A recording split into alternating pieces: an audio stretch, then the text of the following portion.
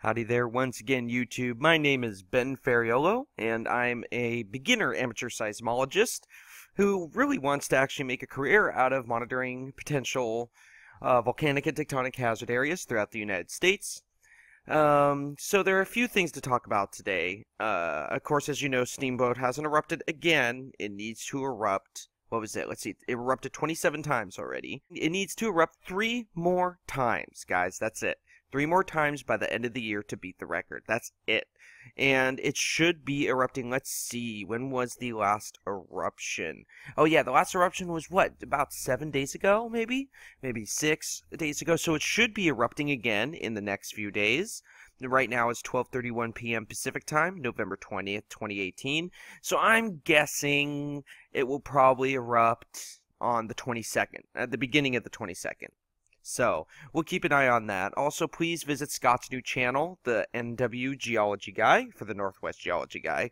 He's got some good content already, brand new channel, and he's actually doing really good so far.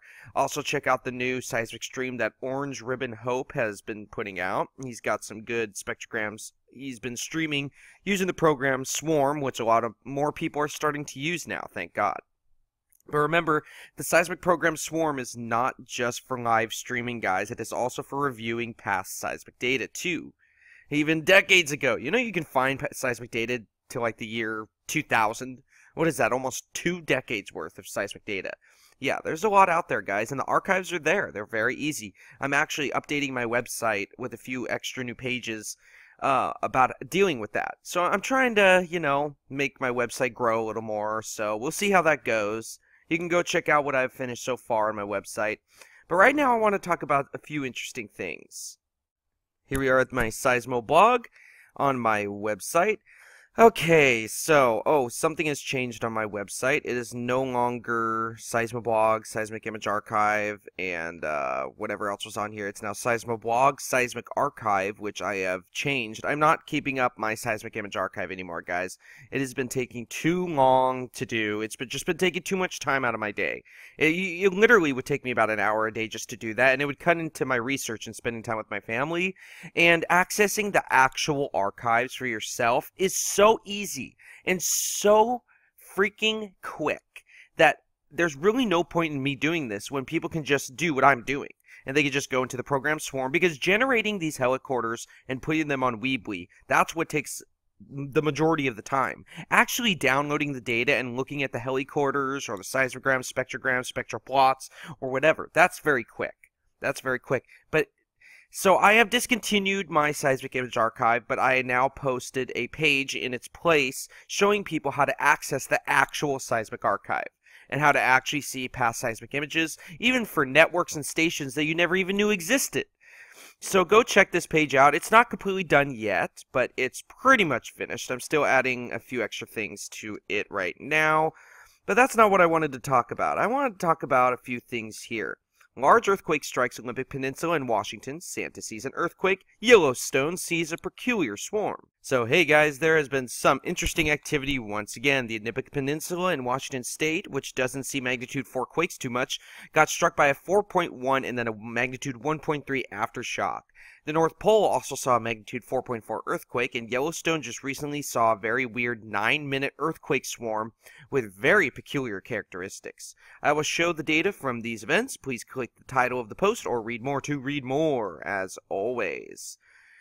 At 11:09 UTC, November 19, 2018, which is also 3:09 a.m. Pacific Time, November 19th, a magnitude 4.1 earthquake struck at reportedly 39.3 kilometers in depth, almost directly under the center of the Olympic Peninsula. That's a very strange location for a quake, guys.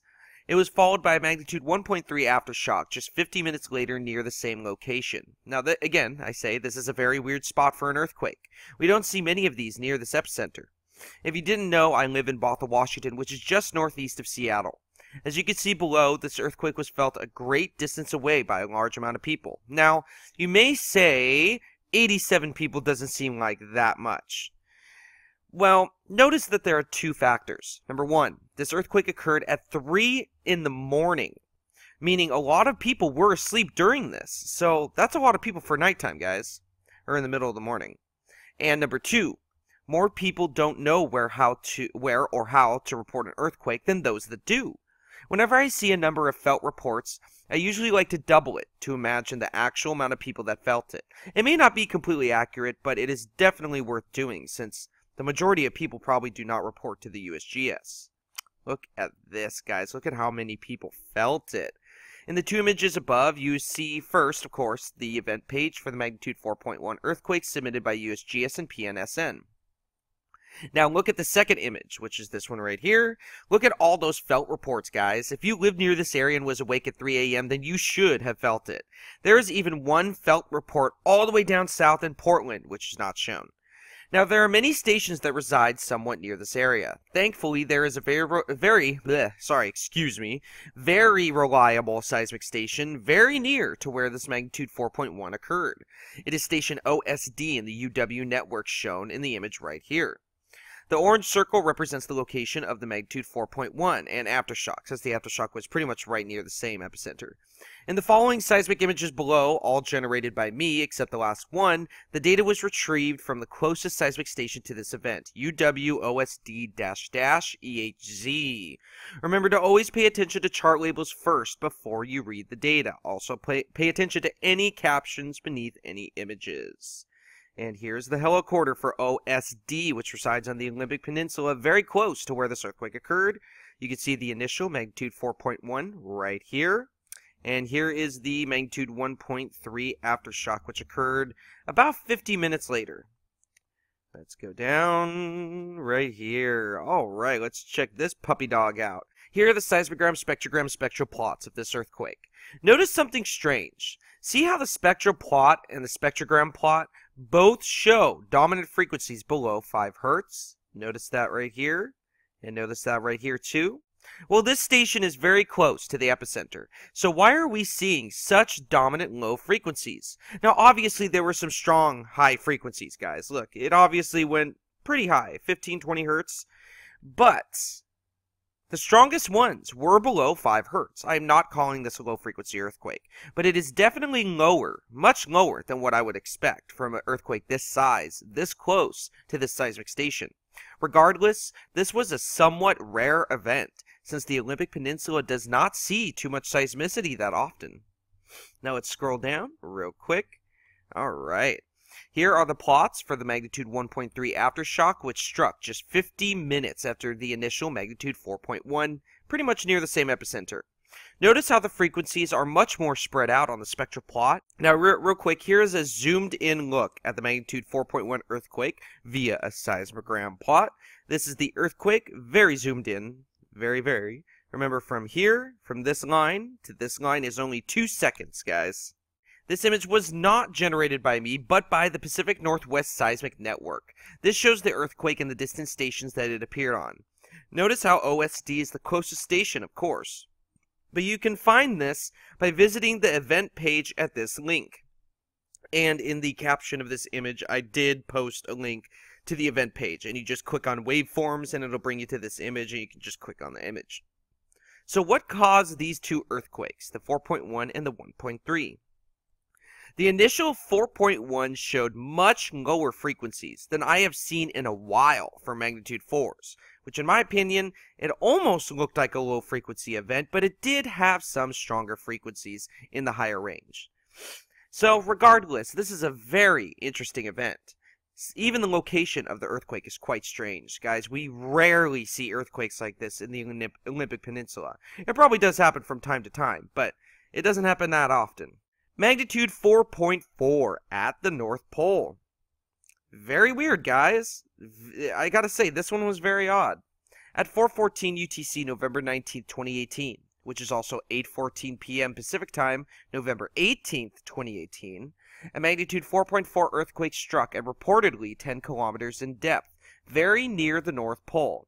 Now, in regards to USGS and earthquakes that occur far from seismic stations, 10 kilometers is always set if they are unable to locate a correct depth. Now, of course, earthquakes can occur at 10 kilometers, guys, so it is tough to tell when any event occurs at 10 kilometers exactly, since that is the depth that USGS uses when they are unsure. So it could have been deeper or shallower, or could have been the same. No one may ever know. Except maybe Santa. Ho ho ho. Now, this is the USGS event page for the magnitude 4.4 near the North Pole. Nobody has reported feeling a thing. Now, that doesn't mean that nobody felt it, right, guys? That just means that nobody reported it to the USGS, and I bet the internet may be just a little spotty up there. So the first image is obviously the event page for the earthquake. Now, this earthquake occurred so far north, so very near the North Pole itself, that the map on earthquakeusgs.gov had a hard time zooming into the location. I literally had to copy and paste the coordinates into Google Earth to even get a good look at all. The orange circle represents the location of the magnitude 4.4 earthquake, and the orange triangle is the location of seismic station KBS in the IU network, which is the closest active station to this event. Now, in the seismic images I'm about to show below, please remember to always read chart labels first before looking at the data, and, as always, pay attention to any captions beneath any images. Since KBS was the closest station to this event, that is the station I used for generating the following plots. Here's the helicorder image for KBS BHZ IU-10. Let's go down just a little bit, just to go in the center so you can try to see everything. By the way, here's that 4.4 that it detected. It's right there. Let me scroll down a little bit. Now, not all that you see here is surface noise, guys. Station KBS has been detecting some very strange LF, low frequency, activity the past few days, if not longer. Now, I am unsure of what this could mean, but this background quote-unquote tremor is sort of hiding the earthquake, but you still can see it though, near the center of the chart, near the top, which is right here. A high-pass filter of 0.8 Hz was added to filter out the broadband background noise. So all of this you see right here is not necessarily background or surface noise. They are seeing some very weird events, guys. I just don't know what the hell it could be. It looked like kind of like the Veniaminoff harmonic tremor that they've been seeing a lot lately, but its characteristics are a little too weird. I don't know. I'm still going to look into it, though. Now, this is the seismogram, spectrogram, spectral plots of the magnitude 4.4 near the North Pole. Once again, a 0.8 Hz high-pass filter was added. This station, KBS, was the closest seismic station available for this earthquake. Boy, I hope it didn't wake Santa up. Poor Santa. Now let's scroll down just a little bit. Oh, by the way, this station was, what is it? I think it was about 500 kilometers away or something. So the frequencies, that far away do drop a little bit. So we can't really tell what the dominant frequencies were during this earthquake. But on station KBS, it's showing dominant frequencies below 5 Hz. Let's go down. Now there is a peculiar short burst of earthquakes at Yellowstone. From 3:12 UTC to 3:21 UTC, November 20th, 2018, a very strange and enigmatic swarm appeared on the stations around Yellowstone Lake. I have confirmed, using P-wave arrival times in many neighboring stations, that there were 17, yes, 17, earthquakes within only 9 minutes. None of them have been reported yet, at all. And it's not even a weekend, guys. However, many were very small and very close together, that it may be hard for some of the earthquakes to accurately be located. A few earthquakes were even of a negative magnitude, but still traveled quite far. But we are not necessarily looking for complete accuracy here, guys. A simple guess would do fine. But apparently the University of Utah does not like reporting earthquakes unless they have an exact location, which is far more strict than other individuals and institutions. Regardless, I have determined the approximate area that these earthquakes were coming from. Now, as you can see in the image right here, I have 6 seismic stations labeled. The red circle shows the highest probability area for the epicenter of these earthquakes due to the P-wave arrivals on the 6 seismic stations shown above. Remember, P-wave arrivals are very important and are the first quote-unquote bumps that you will see when an earthquake arrives on a seismograph. And by the way, P-waves can only be seen if you have a seismic program, guys. I guess you can kind of guess the P-wave arrival time by looking at a helicorder, but you really need to be able to zoom in to the waveforms and actually look at the P-wave arrival like that. You can't really just do it just with helicorders, guys. Trust me. Remember, P-wave arrivals, again, are very important, are the first bumps that you see when an earthquake arrives on a seismograph. These events were small in amplitude, but still traveled quite far. I am currently unable to determine the exact depth, but it is my guess that these earthquakes occurred between 2.5 to 4 kilometers in depth. Pretty much the same depth that we have seen before for rapid succession earthquakes that occur at West Thumb.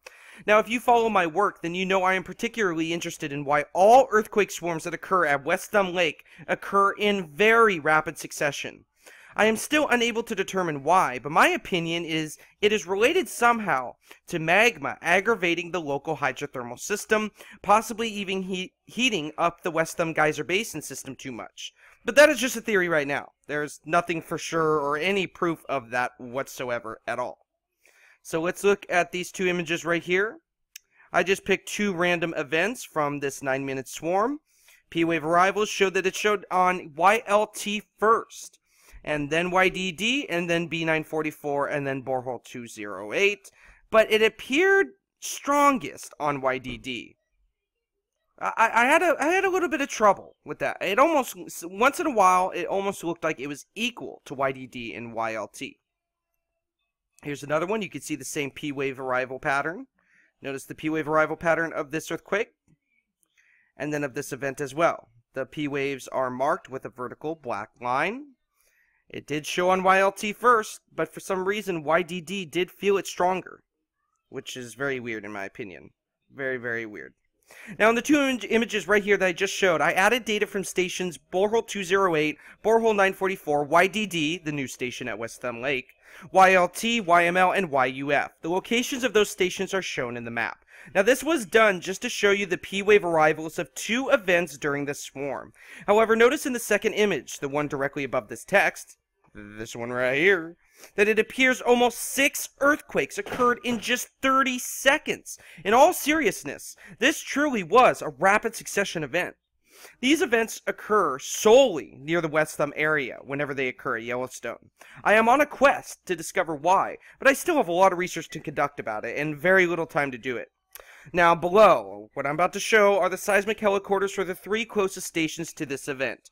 Borehole 944, YLD, YDD, and YLT. For the YDD helicorder plot, please note that a 0.8 Hz high-pass filter was added. You can see the 9-minute swarm occurred near the bottom of the charts. Here's borehole 944. There's the 9-minute earthquake swarm right there. Let's go down. Here's YLT. There's the 9-minute swarm right there. And here is YDD-HHC-WY01, the new seismic station at Yellowstone. There it is right there.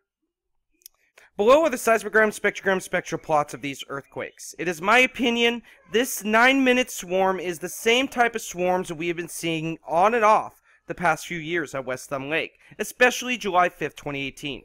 But this swarm seemed a little different. Remember, within only 9 minutes, this swarm contained about 17 earthquakes. Now, many of them registered at a negative magnitude, with probably a few of them equaling a magnitude 1.0 or 1.3, but most of them were very small.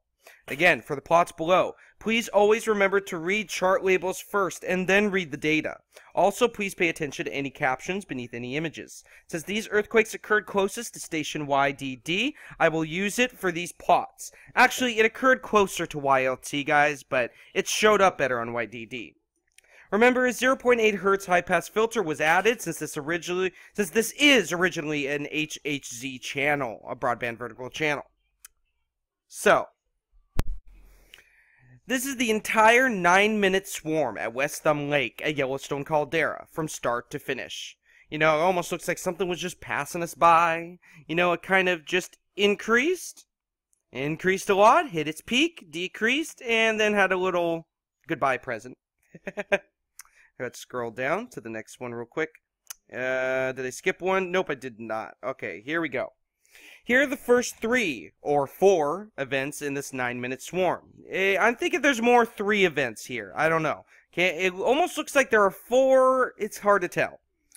Now, there are no dominant low frequencies. But how could a rapid succession swarm occur so quickly, 17 earthquakes in 9 minutes, without some lower frequencies? Surely this cannot be tectonic. Well, if these were occurring not in rapid succession, then I would say it was tectonic in nature, possibly occurring from stress along the Elephant Back Fault near Yellowstone Lake.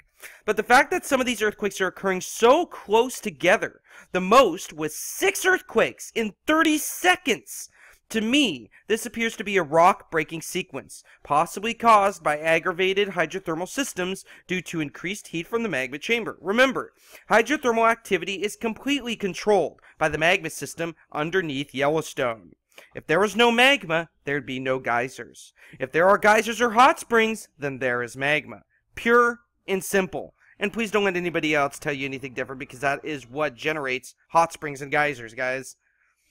Now, here are the 2 earthquakes within about 38 seconds or so. Note the dominant mid to high range frequencies. Some of the local stations detected slightly lower frequency ranges, but this is pretty much it. Very interesting how rapid they occurred, and look at the horizontal lines on the spectrogram. Isn't that weird? That's very interesting. Let's scroll down real quick to this one right here. What appears to be 3 separate events within about 30 seconds or so. Now, note the mid-range, about, they do go high. They go to about 20-25 hertz. So it's about mid to high-range frequencies, with dominant frequencies, I'm going to say 12 hertz to 16 hertz. I'm looking at the spectral plot right now, trying to guess which one's the strongest, of course. With the spectral plot, it's always the one with the highest peak, always. So the strongest frequency in this whole area right here was about, let's see, 10, 15, I'm going to say about maybe 12 and a half hertz or so. Man, these are really happening at a fast pace, guys. Can you imagine if these earthquakes were occurring at around magnitude 2.5 or 3.5, but with the same rapid characteristics? Boy, that would be pretty worrisome. Now, guys, check this out. Oh, man, this is what freaked me out. It's pretty cool. I am very interested in this one right here. This was the most interesting part of the 9-minute swarm at West Thumb Lake. Take a look at the seismogram and spectrogram plots. It looks like there were 5, maybe 6 earthquakes within only 30 seconds. It doesn't matter what magnitude these were at, guys. That is extremely, extremely quick for any earthquake swarm.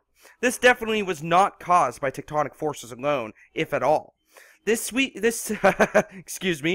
sequence right here was the strongest out of the rest of the swarm. Notice how the swarm seemed to quickly build, reach its peak, and die down? To me, that almost looks like something was approaching and then receding.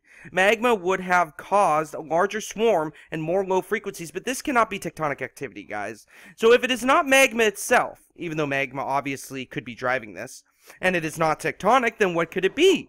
Once again, I believe it is the hydrothermal intrusion or extrusion from the West Thumb Geyser Basin hydrothermal system. That's my personal theory, guys. And I actually have a few other theories on these events, but that's the main one right now. And yes, guys, that really is a thing, especially at Yellowstone. Now, we will keep an eye on this area to see if this happens again. Now, here's the last sequence of the swarm at Yellowstone. Alright, now this was the last sequence of the swarm, sparing a few tiny microquakes at the end. This sequence of 3 earthquakes in, once again, 30 seconds shows this is not tectonic in nature. Also, look at the spectrogram plot, guys. Look at the horizontal spacings. Look at that. Look at those lines. You see that? I've never seen anything like that before. That is very weird spectrogram characteristics. The spectral plot shows dominant frequencies at 18 hertz or so. See, that's where the strongest peak is right about there. So there has definitely been some interesting activity as of late, guys. A rare 4.1 at the Olympic Peninsula in Washington State, a magnitude 4.4 at the North Pole, and a very enigmatic 9-minute earthquake swarm at West Thumb Lake in Yellowstone caldera. This is just getting started, folks. I believe a large swarm is approaching for Yellowstone, as I have been saying for the past few months. Regardless of whether I am right or not, this area should be monitored closely. Remember, accurate and responsible monitoring of these areas is both very practical and very easy. God bless and have a great day. I will be back soon. So, guys, it has happened again. We did have a rapid succession earthquake swarm at Yellowstone, but there is something I did not show on this blog post. It seems that there has been an earthquake again, another one, today at 8 UTC, November 20th, 2018. It was a 2.1 at 20.6 kilometers in depth. Downtown Seattle's right here, so it's just west of downtown Seattle. Now let's real quick go to the PNSN event page for this event, real quick. Let me move this over a little bit. Go to recent earthquakes. Come on, buddy. There we go. Okay, the recent one's right here. 2.1. Let's go to the event page. I'm very glad that PNSN does do this. So 2.1 occurred at 12 in the morning. Interesting. Let's see. It's pretty much at midnight here in Washington. And the location quality was good. So let's go up. Let's look at the waveforms real quick. There that is right there. Let's zoom in. Very interesting. 110 kilometers. So it did show up pretty far away, guys. So we did have another earthquake. And I think I know why. Let's see if I can find it real quick. Here is the real-time tremor map. Now, you will see there's barely anything right here. But let's go the past 12 hours. There has been some activity right here. Remember, this is where the earthquake, the 4.1 earthquake occurred right here. Right here where these dots are occurring. There must be some type of slow slip event occurring right now. We do have some up near Vancouver Island right here, but we do have a lot of them right here just west of Seattle. And so we had a 4.1, and then a 1.3, and then now a 2.1. So is this building for a larger earthquake, possibly along the Seattle Fault? Remember the NW geology guy, Scott To Do channel, he talked about the Seattle Fault. So I'll leave a link to his channel in the description box below. I wonder if it could be building towards another large quake. He said that the last major quake on the Seattle Fault was a 7.0 earthquake about 1,100 years ago or so. So are we overdue for another one? I don't know, but go check out his channel for that right there. Let's real quick go here. I just noticed something. Alright, so here we are to isthisthing.org. I barely use this anymore, but I use it for a quick overview. Just like right when I wake up in the morning, I just look at it real quick to see if anything happened. This was the swarm that I talked about earlier in this video, but look right here, we do have another one. And let's check YLT. YLT is showing it as well. And let's see, borehole 208 is barely showing it as well, so it really was a real seismic event.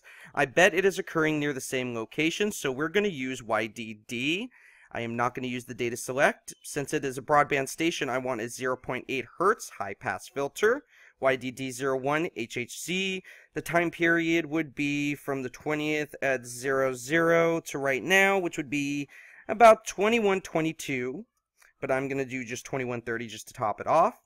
So let's download that real quick. That'll pop up. Press OK. Let it download real quick. So now let's go to File, Open File. Let's go to the one we just downloaded, YDD, which would be 2018-324, I believe. Which one is it? Oh, it's this one right here. Open. I believe it is this one. Yes, it is. Okay. Let me move this real quick. Okay, so let me do persistent rescale off. We already have a 0.8 Hertz high pass filter, so that's okay. Okay, so again, this is the swarm that occurred earlier that I talked about earlier in this video. Remember, here are the 6 events that occurred in 30 seconds. Look at that, guys. Just look at that. Look at how crazy this swarm was. It's very weird. Started off slow, a few here, a few there, and then boom, boom, boom, boom, boom, boom, boom, boom, boom, boom, boom, boom, boom, boom. And then it calmed down. And then a few minutes later, boom, boom, boom, and then it calmed down. Very interesting. All right, let's go down to the one that just occurred. Here's, let's see, there's 1, 2, and another sequence of 1, 2, 3, 4, 5, I'm going to say. In what period of time? Let's see, 30, in about 30 seconds. Yeah, so about 5 of them in 30 seconds. Once again, it's definitely another rapid succession swarm. So we do have some swarming near the West Thumb Lake area at Yellowstone National Park and Caldera. Look at this one, how it built. Look at that. That is so weird. And these did show up on surrounding stations, most likely occurring near the same area. The largest one went to about 3,000 amplitude counts, so they're not that big, guys. The magnitudes probably will go to 1.0 maximum, but they are occurring. We do have a few more quakes here, and another earthquake here. Let's go down just a little bit. Here's the most recent data. That's not looking like much. Oh, that's very interesting. Don't know what that is. It's got some dominant low frequencies, though. So yeah, the most recent data right here. Not seeing too much right now, but what is going on? There might be a quake coming in right there. So we do have some earthquake activity, which I find is very interesting. And of course, just like before, all the earthquake activity that occurs at West Thumb Lake usually occurs in very, very rapid succession. Again, we have 6 in about 30 seconds, and then down here we have about 5 in about 30 seconds. So what is going on? Guys, what do you think is going on at West Thumb Lake? Because I have no clue. I think it's very peculiar that these events are occurring. And they don't look like normal earthquakes either, do they? So, I don't know what it could be, guys. We'll definitely keep an eye on this. This could happen again. Steamboat should be erupting in the next day or two. I think it's going to erupt in the morning on November 22nd. So we'll keep an eye out for that. Again, please go visit Scott's channel, the NW Geology Guy, and go visit my website, https://monitorsize.weebly.com. And I am updating a few pages on the website, so we are going to have a little bit of new content on there, showing you just how quick it is to find this data and download it, especially for obscure areas around the world. It seems like the hydrothermal changes near Old Faithful have stopped. That's just so far. It could start back up again at any time. It's getting close for me doing my monthly volcano update. Remember, it'll probably be uploaded around December 5th, the latest. And it'll be about all the volcanoes that I usually do volcano updates for, and we will take a look at the uplift and the recent changes at Yellowstone and some other volcanoes. And we're definitely going to talk about this again. This could happen again at any time, so if you guys really want to understand how quick it is to download seismic data, then please go to the Seismic Archive button on my webpage, which is, what am I going to do? What am I doing? Which is right here. And it'll show you how quick it is to download seismic data, and I have a few of my videos on there. And it is not finished yet. There is a list and a step-by-step thing I'm going to add at the end of this page, so this is not finished by any means. So just keep an eye out for that. Keep an eye on Yellowstone, and you guys have a great day. Remember, the truth is considered hate or fear to those who hate or fear the truth. Could a large earthquake swarm be approaching for Yellowstone, and even a large quake for the Seattle area? Gee, I sure hope not, because I live near Seattle, guys. I live like 20 miles northeast of Seattle.